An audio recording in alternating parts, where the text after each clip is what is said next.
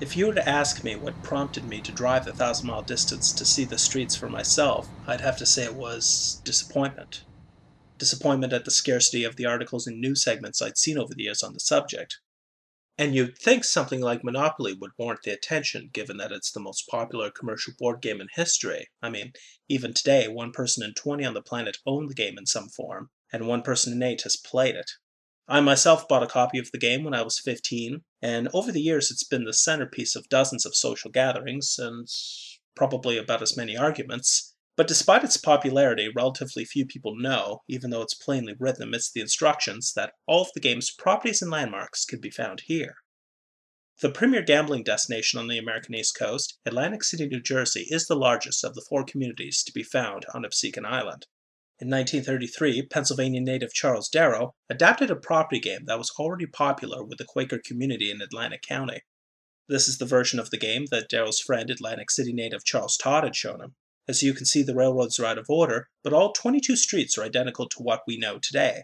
Now, while it's possible to visit them in the same order as the board, Ventnor Avenue and Marvin Gardens are a 15-minute drive from the other streets, so rather than park, visit the first 15 streets, go back to my car, drive to Ventnor and Marvin Gardens, then drive back, park, and visit the remaining 5, I thought I would save myself the time, expensive parking, and gas by saving those 2 streets for last.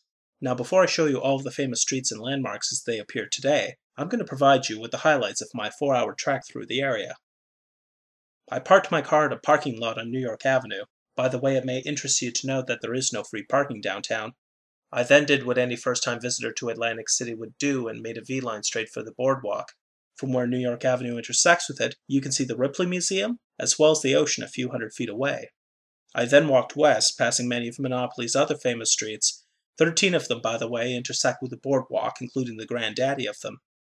And if you were to visit the corner of Park Place and Boardwalk, this is what you would find. After spending a few moments inside it, I continued west, passing the Pier shops at Caesars. Its restaurants on the 3rd floor offer a picturesque view of the Atlantic City beachfront, and the mall is distinct in that it actually juts a few hundred feet into the ocean. I then doubled back to Pacific Avenue to see the other streets that were reachable on foot, all of which, by the way, still exist as they once did, except for 2. While Illinois Avenue physically remains, it was renamed in the 1980s to what you see here. St. Charles Place, however, is a casualty of urban renewal. You see, in the 1930s there was expensive housing on either side of it, but in the 1970s the street and the land around it was reconverted into a valet parking lot, which presently serves the Showboat Casino to the west of it. After getting a look at this parking lot, I made my way towards the streets corresponding with the light blue properties, and at the intersection of Pacific Avenue and Vermont, I saw another one of these. And I'd seen several throughout the morning zipping up and down Pacific Avenue. These are Jitney buses, which are part of the longest-running non-subsidized transit service in the United States. Now, a certain other trolley service was once its competitor, and it would have been the longest had it not stopped operating in 1948. That competitor, by the way, was the inspiration for short-line railroad, to which the Jitney buses would be the modern-day equivalent. And speaking of railroads, I didn't realize until reviewing the footage later that I'd passed the city's only station entering town. A bit of trivia for you, by the way, that while B&O Railroad did exist, it didn't directly service Atlantic City, though Reading Railroad, and yes, it's pronounced Reading, not Reading, acted as a connector for it, hauling many of its passengers there. Anyway, after exploring Oriental Avenue, a street sign for that was a pain to find, let me tell you, I headed back to my car to see the 2 streets I couldn't reach on foot. After passing the World War I Memorial, I ended up on Ventnor Avenue, and a few minutes later, I was in the presence of Marvin Gardens, and yes, what you're seeing is how it's actually spelled. And the mistake was Charles Todd's, so when Charles Darrow took the idea from Todd, he took the mistake right along with it. Marvin Gardens being the last of the Monopoly-related landmarks and having a hotel booked in Pittsburgh that night, I started my 1,000-mile trek home. Now, just because I didn't visit the streets in order, doesn't mean I can't show them to you in order. So through the magic of editing, here are the streets of Monopoly in the order in which they appear on the board.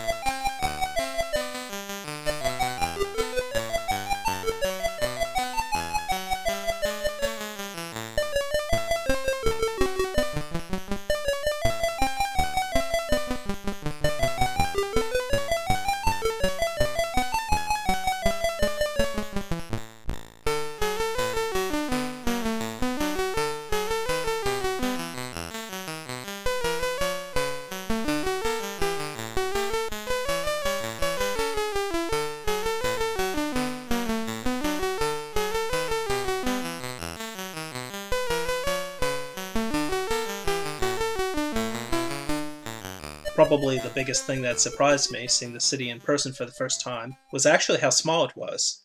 And it was surprising because of what I'd seen on film and on television, and because of what I knew about the city's history. What didn't surprise me, unfortunately, was the amount of neglect and general disregard over this specific part of the city's history. Granted, my visit to the city was in January, which was well outside the regular tourist season, but for a city that's as much a part of Monopoly's history as Monopoly is of it, to see what I'd seen is still disheartening, especially as two of the streets from the board I'd found to be completely wiped from the present map. But fortunately, after nearly 80 years of urban development, the other streets still remain, and I'm glad to have seen them. Still, time passes, decisions are made, and what's here today may not be tomorrow, which kind of begs the question, what will these streets look like 80 years from now?